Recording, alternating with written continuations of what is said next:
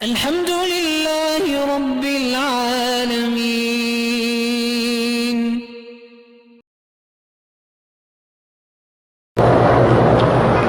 میرا پتہ نہیں کیا ہے، ایک بریلوی مولوی سے پڑھایا ہے میرا، اچھا نکاح تو بریلوی مولوی نے پڑھایا، اللہ کرے گا ایجاب قبول تو ہوا تھا نا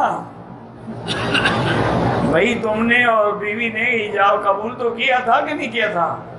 کیا تھا تو کام ہو گیا۔ حضور کا پہلا نکاح ابی طالب نے پڑھایا تھا، وہ کون سا مسلمان تھا؟ حضور کا نکاح جب بیوی خدیجہ سے ہوا ہے تو وہ تو خطبہ بھی ابی طالب نے پڑھا اور نکاح بھی ابی طالب نے پڑھایا۔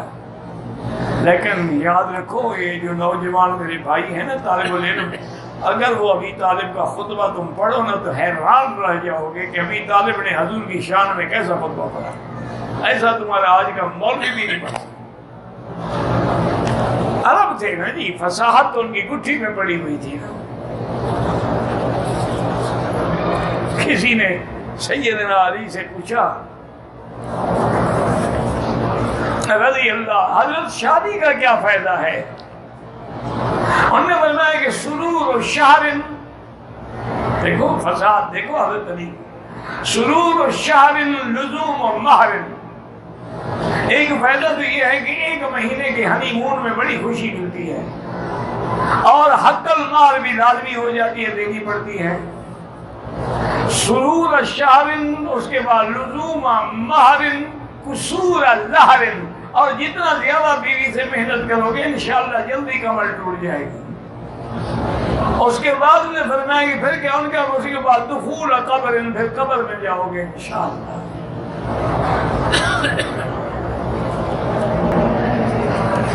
او بابا، اس نے کہا کہ فکر نہ کرو، ٹھیک ہے، بس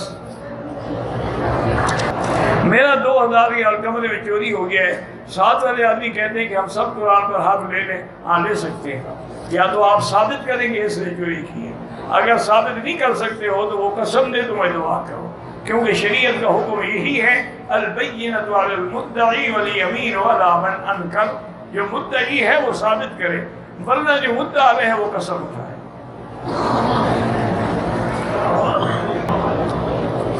میں نے اہل تشیع کا جنازہ پڑھا ہے، بعض علماء کہتے ہیں کہ تمہارا نکاح ٹوٹ گیا۔ نہیں، انشاءاللہ نکاح تو نہیں ٹوٹتا، لیکن تم نے اچھا نہیں کیا، نہیں پڑھنا چاہیے۔ اچھا پتہ ہے شیعہ جب اس سنی کا جنازہ پڑھتے ہیں تو وہ کیا دعا مانگو؟ کہتے ہیں اللہم لعنہ، اللہم ادخلہ فی النار والسقر، اللہ اس پہ لعنت کر، اس کو جہنم میں داخل کر۔ وہ تیرا جنازہ اس طرح پڑھتے ہیں۔